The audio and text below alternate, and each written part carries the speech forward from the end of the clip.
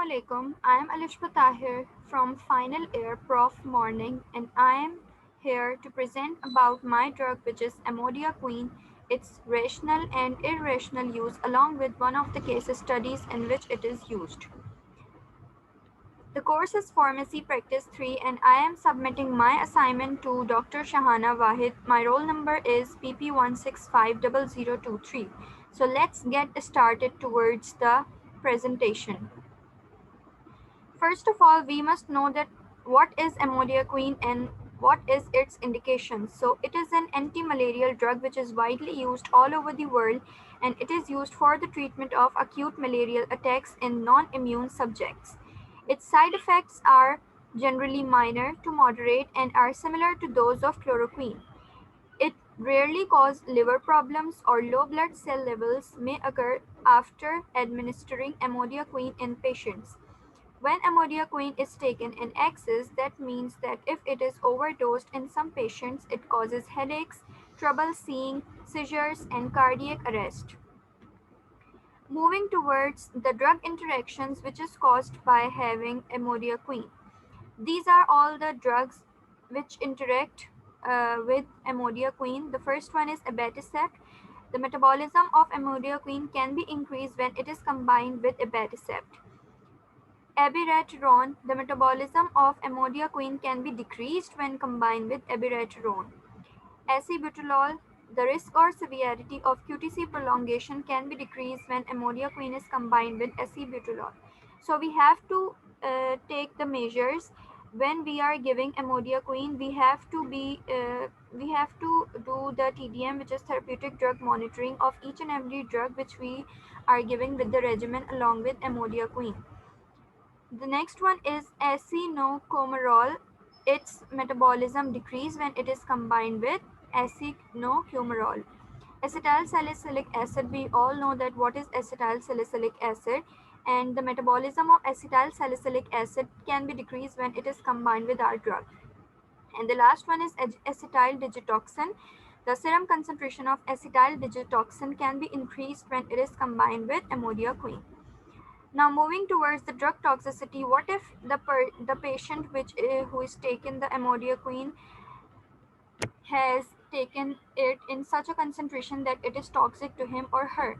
The symptoms of overdose include headache, drowsiness, visual disturbances as we have previously discussed, vomiting, hypokalemia, cardiovascular collapse, and cardiac and respiratory arrest.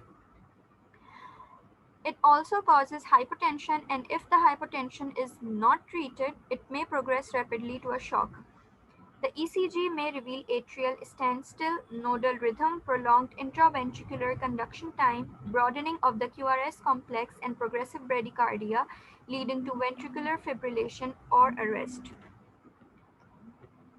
Now we must know that what are the dose adjustment according to the patients. As we know, we have three categories of patients, that is pediatrics, geriatrics, and adults. So the usual dose which is for adult used for malaria is 2.4 mg per kg IV at 0, 12, and 24 hours, then once a day until the patient is able to tolerate oral antimalarial therapy. The pediatric dose in children less than 12 kg is 250 mg amodiaquine. Now we must know that what is the irrational use of amodiaquine, as we have previously covered the rational use of amodiaquine. So the irrational use of amodiaquine, such as used in malarial prophylaxis, has been associated with agranulocytosis and severe hepatotoxicity, neutropenia, and cardiovascular disturbances.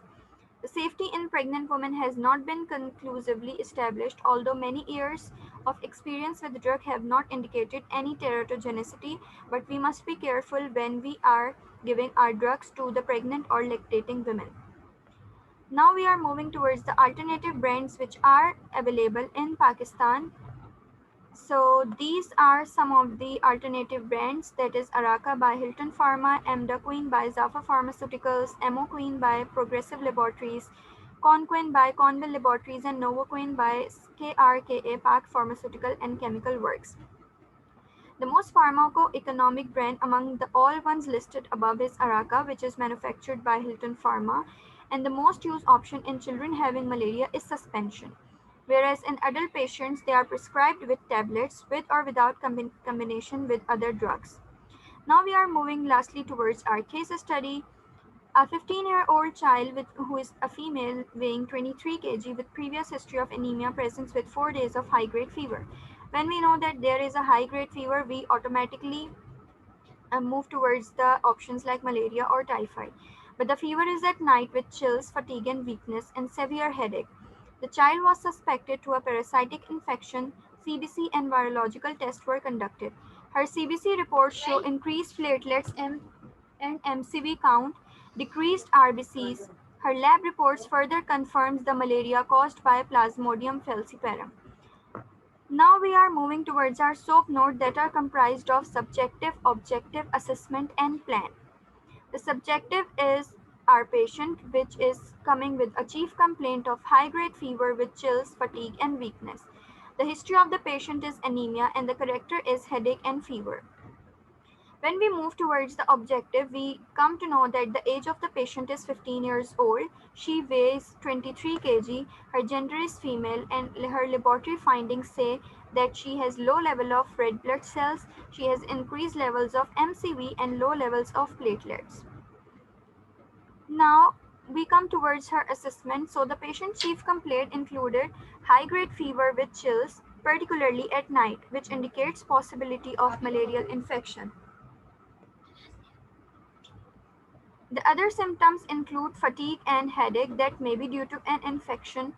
The platelet count of the patient is very much low, which clearly indicates the presence of malarial infection. And the patient also lacks RBCs, and it clearly shows that she is anemic. The lab findings confirms that the patient is suffering from malaria, which is caused by Plasmodium falciparum.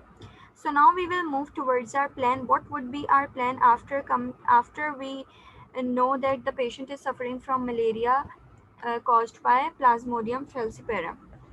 So the drug combination, which is sulfadoxine pyrimethamine with amodiaquine, which is commonly known as SPAQ, is a highly efficacious regimen for intermittent preventive treatment to prevent malaria in children.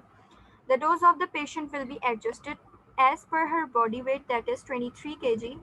The usual dose for children is 200 mg amodiaquine hydrochloride tablet, which contains 153 mg amodiaquine base.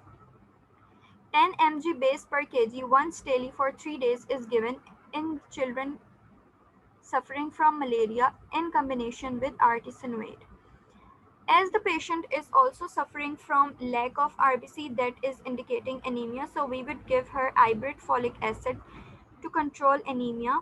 If the anemia is on a very low level, we will have to give some IV infusions to her, but if the anemia is slightly lowered, then we would give her oral supplements. We will give her Panadol for headache and fatigue twice daily, but if the pain persists, then we will move towards another painkillers thrice or twice daily. The non-pharmacological treatment may include increase intake of fruits and vegetables, and it will be helpful in increasing the platelet count, and increased take of fresh juices and proper hygienic foods would be helpful in coping up with her condition with malaria. So this was my presentation regarding Amodiaquine. Now these are the references from which I have taken my information, and I hope that this information would be so helpful for you all. Thank you so much, and Allah Hafiz.